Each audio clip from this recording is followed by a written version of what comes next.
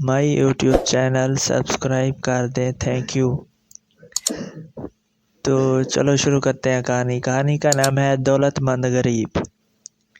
अपनी बड़ी सी गाड़ी में बैठे सेठ फरीद प्लेट भर कर सीख कबाब और शामी कबाब गरम रोटी से खा रहे थे। इनका बेटा शहजाद का हम उम्र होगा, मलाई बोटी से लुत्फ अंदोज हो रहा था। वो अक्सर इस होटल पर आते थे। शहजाद इस होटल के बैरूनी हिस्से में वेटर की नौकरी करता था। कबाब की खुशबू शहजाद की भूख में इजाफा कर रही थी, लेकिन वो सिर्फ हसरत से लोगों को कबाब खाता देख सकता था। अपनी बड़ी सी गाड़ी में बैठे सेठ फरीद प्लेट भर कर सीख कबाब और शामी कबाब गरम रोटी से खा रहे थे। इनका बेटा शहजाद का हम उम्र होगा, मलाई बोटी से लुत्फ अंदोज हो रहा था। वो अक्सर इस होटल पर आते थे। शहजाद इस होटल के बैरूनी हिस्से में वेटर की नौकरी करता था।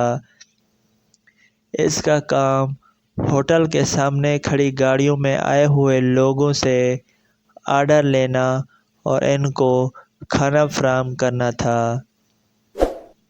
शहजाद का दुनिया में अपने गरीब चचा के सिवा कोई न था जिनके साथ वो रहता था। अभी इसे होटल में काम करते हुए चंद महीने ही हुए थे। इसे मामूली की तनख्वाह मिलती थी, जिससे जैसे तैसे गुजारा हो रहा था। जिस होटल में वो काम करता था वहाँ का खाना बहुत महंगा था। शहजाद वो खाना खरीद कर तो हरगिज़ नहीं खा सकता था, अलबत्ता कभी कभी होटल के मालिक खुश होते थे तो तमाम नौकरों को खाना खिला देते थे। लेकिन ऐसा भी महीने में एक आध बार ही हुआ करता था। शहजाद की ख्वाहिश थी कि वो भी अमीर हो और खाना खरीद कर खाए। कोई वेटर इसको भी बड़े अदब से खाना पेश करे, इसका हुक्म माने, लेकिन इसकी ये ख्वाहिश पूरी होती नज़र नहीं आ रही थी। वो एहसास कमतरी का शिकार होता जा रहा था। सेठ फरीद को हसरत से देखकर सोच रहा था कि ये कितने खुश नसीब हैं और मैं कितना बदनसीब हूँ। वो ऐसा सोचकर उदास हो जाता था। इसके चचा अक्सर कहा करते थे कि उदास न हुआ करो, दुनिया में हर इंसान की ज़िंदगी मुख्तलिफ होती है। अल्लाह ही बेहतर जानता है कि इसने किस मसलहत की वजह से किस इंसान को कैसी ज़िंदगी अता की है। हमें हर हाल में अल्लाह का शुक्र अदा करना चाहिए। वो पूछता, लेकिन चाचा हम ही गरीब क्यों हैं? चचा समझाते, बेटा दुनिया में सिर्फ हम ही नहीं लाखों लोग गरीब हैं। अमीर लोगों के अपने मसाइल होते हैं और गरीबों के अपने। अल्लाह सबको आज़माता है। दुनिया में किसको हमेशा रहना है? भला कामयाब वो है जो अल्लाह की रज़ा में राज़ी रहे। शहजाद अक्सर चचा से बहस करता और कभी कभी इसे चाचा की बातों से सुकून भी मिल जाता, लेकिन चंद दिनों के बाद वो सब बातें भूलकर फिर से उदास हो जाता था।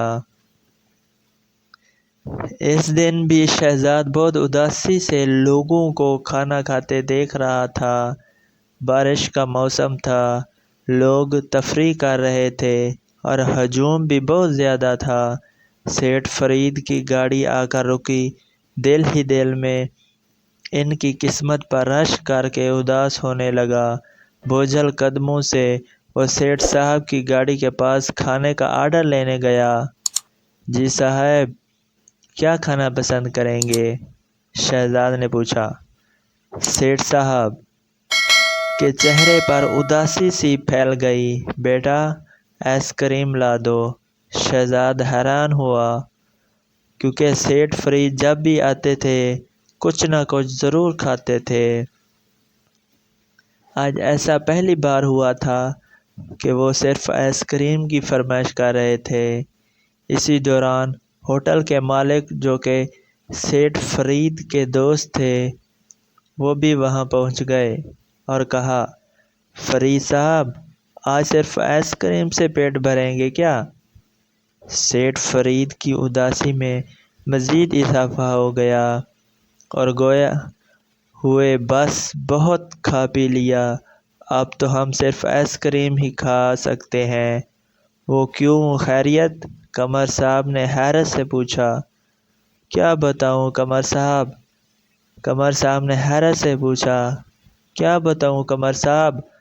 مجھے گلے کا کینسر ہے، فی الحال میں آئس کریم کے علاوہ کچھ نہیں کھا سکتا۔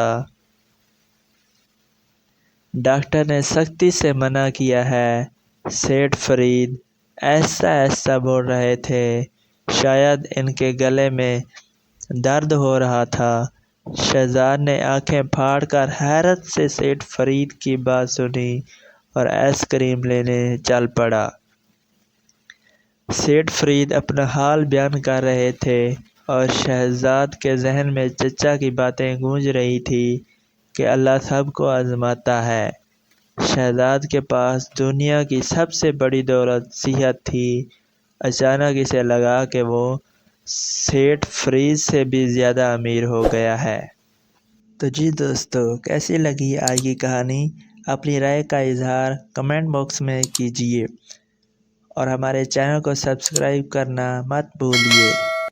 اللہ حافظ۔